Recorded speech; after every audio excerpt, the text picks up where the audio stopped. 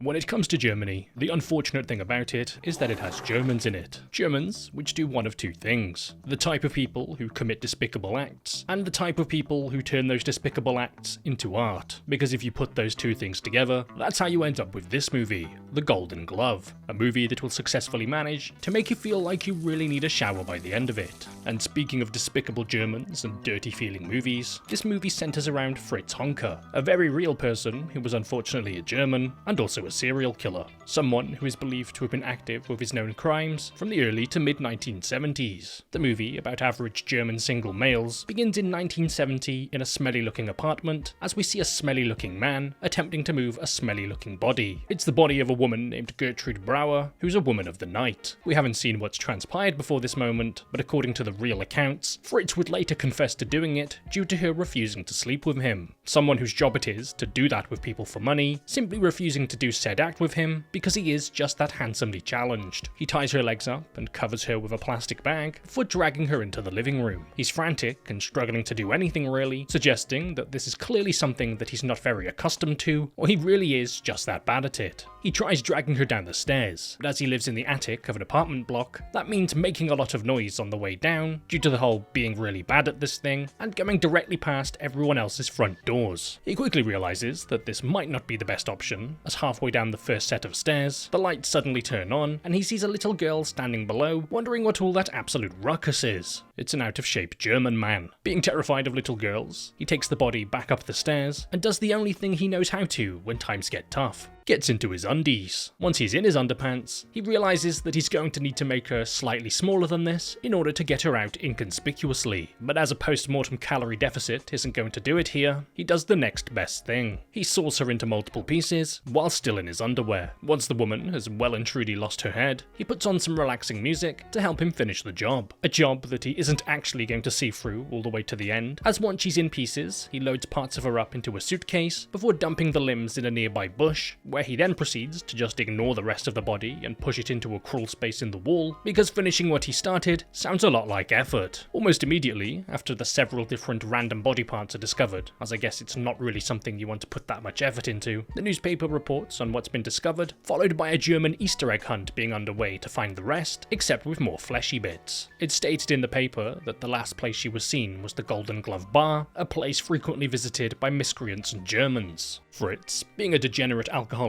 who suffers from the dysfunction in the brain as well as the erectile area, continues to live his life of absolute debauchery and filth, which constantly sees him drinking in the Golden Glove whenever he isn't working to fund his time at the Golden Glove. 4 years of this pass, and one random day in 1974, Fritz spots a schoolgirl named Petra with her little friend Willie outside of a store where he helps her light a cigarette. A very brief encounter that Petra will no doubt forget about, apart from the fact that she couldn't tell which way he was looking, but for Fritz, this sparks something obsessive in him. He constantly thinks about her day and night, and ends up speaking about her to a passed out man at the Golden Glove, as he tells him that he saw an angel, except it was in the form of an underage girl. This has got him in the mood to try on his charm with the local ladies, and by try on his charm with the ladies, I mean have one of the workers give them drinks on his behalf, followed by him giving them the gaunt stare, a tried and true method of picking up ladies that works every time. None of them are interested, on account of his face looking permanently numb from the dentist, so eventually he settles for a lonely elderly woman sitting all on her own, unable to afford a drink. A woman named Gerda, who has no money and no home, and is sitting here simply to avoid being out on the streets. Because of this, she accepts Fritz's invitation back to his home as she's in the middle of crying to a random sad song. They drunkenly stumble back to his home, and as she enters through the front door, she quickly covers her nose on account of being in the home of a German. After asking him about it, he blames it on the migrants downstairs, who don't work and cook stinky food all day, with that type of racism in him, meaning that Fritz must be part British. Breathing like a person whose asthma inhaler has been replaced with cigarette smoke and to the fumes of an IBS person's farts, he pours the pair a drink. After they've had a drink, he takes her back into the bedroom, but unfortunately his bratwurst isn't working. But who needs one of them when you've got a wooden spoon? As Fritz goes into the kitchen to get one of them to use on her, and I'm not even sure if Gerda is still even awake at this point. Despite being up late, baking with a German last night, the next morning after waking up, Fritz tells her that she needs to be gone before he returns from work, immediately preceded by her not being gone when he returns from work. Instead, she scours the home for alcohol, indicating that she has a dependence on it, and proceeds to clean the apartment from top to bottom in hopes of him seeing her value and allowing her to have somewhere to stay and alcohol to drink. While cleaning, she discovers the outside of the secret compartment crawl space that Fritz has been storing his roommates in, but decides to leave it be as she cleans the rest of the place up. After returning home to the sight of a woman and a clean house, he proceeds to punch her in the face and then drag her out the front door. But after realizing that the place is actually clean now, he starts to see the value in her, so he lets her back in and begins supergluing her dentures that he just shattered. He's realized that he can use this vulnerable woman to cook, clean, and perform other acts whenever he needs, as he knows that she'll do it out of sheer desperation. While this new couple, still in their honeymoon phase, are talking, he learns that she has a daughter named Rosie who works as a butcher, something that Fritz immediately becomes interested in, as it starts to meld with his fantasies of Petra, as he starts to imagine her as a butcher as well. Because of this, he very much wants to meet Rosie, and tells Gerda to invite her over for coffee, and definitely not for any nefarious reasons. A German wouldn't do anything like that. From now on, Gerda is essentially Fritz's slave, who receives emotional and physical consequences for just about anything that Fritz feels like. Like the time that he has her perform one of the favours for him, and he fantasizes about the girl that he had met for all but 20 seconds, before coming back into reality and seeing Gerda there instead. This prompts him to go into the kitchen and retrieve a knife in a fit of rage, before deciding that he's actually going to do something else. He goes to the fridge, retrieves a sausage, and, well, breaks it off inside of her.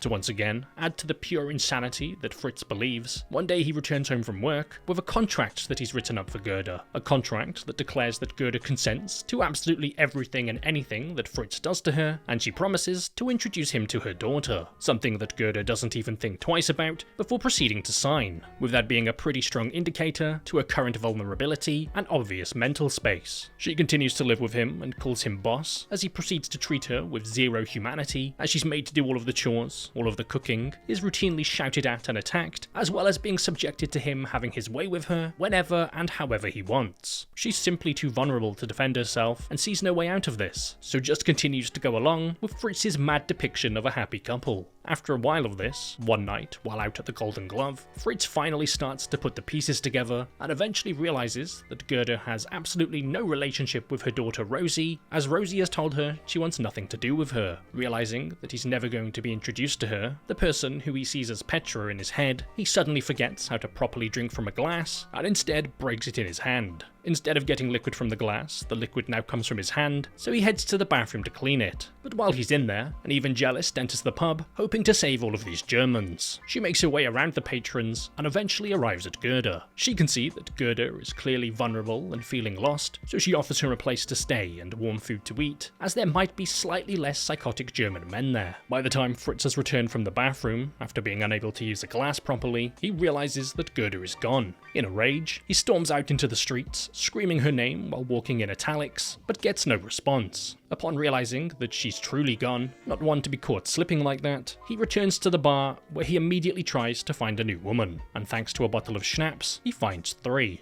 Using the ancient flirting techniques, known as being absolutely outrageous, he begins saying truly diabolical things directly to their faces, which somehow results in all 3 of them agreeing to come back to his place. But en route to the stinky hovel he calls a home, one of the women collapses in the street, and seeing a woman in need of help, he responds by slapping her in the face and screaming obscenities at her, something which doesn't appear to deter the other women all that much, as they just kind of leave her there and then continue following him. Shortly after, they arrive to be greeted by the smell of dead lady in the walls, and Fritz begins demanding that they begin doing certain ungodly things to each other. One of the women tells him that she's not going to do that, so he proceeds to start hitting her into submission. Eventually, she agrees to do what he wants, but tells him that she needs to use the restroom quickly, and because Fritz is either stupid or just really stupid, he lets her go, only to realize after it's too late that she's ran off. Not feeling too happy about how his night is going so far, as for some reason, when he treats women absolutely terribly, they proceed to leave him, he decides to take his anger out on the final woman, whose head he grabs and repeatedly bashes against a table, where he simply refuses to stop. Once he's gone too far, and there's no way to unbash her skull in, he realizes that he's going to need to do what he's done in the past: cut her up. He uncovers the closed-off section of the crawl space and opens it. After opening it, he immediately pukes after being hit with the foul smell of woman. The woman who he partially got rid of 4 years ago, before deciding to keep the rest of her tucked in here, because that would have just taken a bit of effort. Effort being something that Fritz isn't exactly keen on using, like the effort to look when crossing the road, something which results in him being hit by a van the next day and sent flying down the street. Unfortunately for everyone else, Fritz does survive, and after all of this happens, we see Petra's friend Willy enter the Golden Glove pub, where he sits and observes its peculiar occupants, like the supposed former member of the SS who sits down next to him, where he then casually starts talking about how good it is to poke around in the insides of someone who's recently died, before simply refusing to elaborate.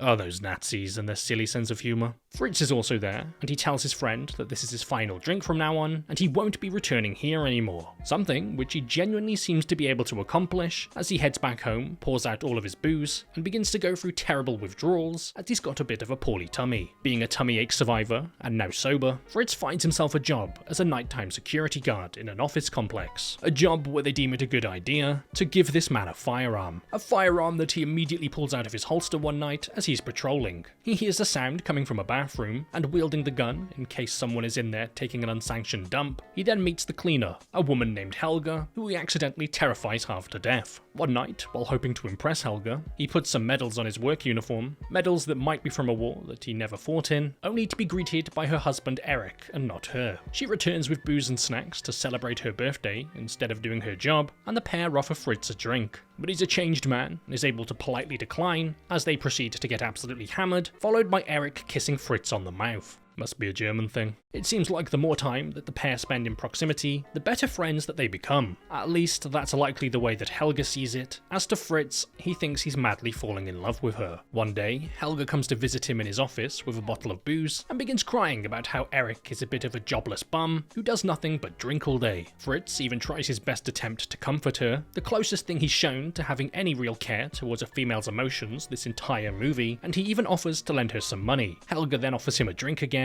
and this time, unfortunately, he accepts it. And just like that, he's returned to his old deranged ways. From now on, he repeatedly joins Helga and Eric for drinks at work, instead of, doing the work. And one day, Eric leaves to get some food, while they've all been heavily drinking. Fritz then deems this to be an appropriate time to confess his love to Helga, before attempting to remove her clothes. A struggle breaks out between the pair of them, as Helga is trapped in a room with a strange German man, and he makes it extremely obvious what he plans to do with her, but luckily she is able to get away from him. Deciding that the best course of action right now is even more alcohol, he heads to the Golden Glove to drown his sorrows. Sticking to his usual routine of having the barmen give random women drinks until one of them seemed remotely interested in him, he eventually finds himself another lady, a lady who he proceeds to take home, but fails to stand at attention for. Because of this, she begins to laugh and mock him, which causes Fritz's fragile ego to erupt into a rage where he then begins hitting her. Leaving the bedroom sometime later, bloodied and beaten by a man whose sausage was too floppy, she helps herself to a sausage from the fridge before taking spicy sauce and wiping it over his sausage. After kicking him in the testicles, which drops him to the floor, instead of using this precious time to flee from the stinky apartment and notify the police about the stinky individual, she decides to rob him of cash instead and sits down and continues drinking, while the man who's capable of looking in two directions at once proceeds to get up.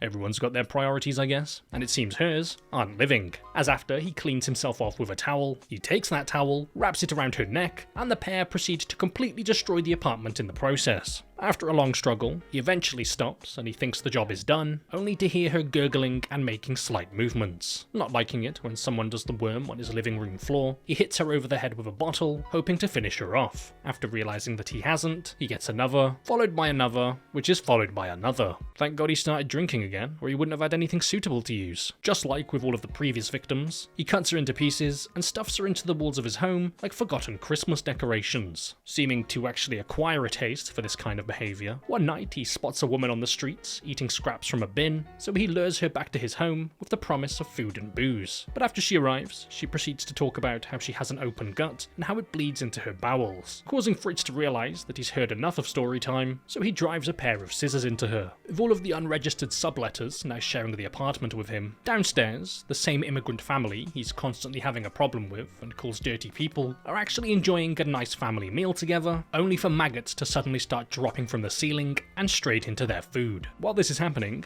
Fritz is out, and it just so happens that on this very night, Willy decides to bring Petra to the Golden Glove, where Fritz finally spots her. The girl from the constant delusional fantasies that have plagued him non-stop has just walked in right in front of him. Fritz then sits back and watches in a mix of amazement and disbelief, and when Willy heads down to the restroom to get his willy out, the strange SS guy comes in behind him and proceeds to urinate all over his back as he stands there and allows it to happen. Petra has had enough of random creepy men trying to come onto her, so she goes looking for Willy, only to be told to leave by him. Not very happy about how her night is going and how her friend has locked himself in the cubicle while covered in another man's urine, she leaves. Fritz, of course, proceeds to follow her like the little rat that he is, but as they turn the corner near his apartment, they see that it's currently on fire. It's a burning inferno that firefighters are currently rushing into to put the blaze out, only for them to quickly emerge and evacuate the contents of what they had for dinner that night as Fritz's strange incense collection started to burn. And as because Fritz told the officers that was his apartment as soon as he arrived, he's immediately caught as he attempts to slip away into the shadows. Petra then casually walks past, and the movie comes to an end without her knowing just how close she came to her extremely grisly and slightly smelly demise. And there you have it, a tragic tale that tells us what happens when Germans are left alone unsupervised.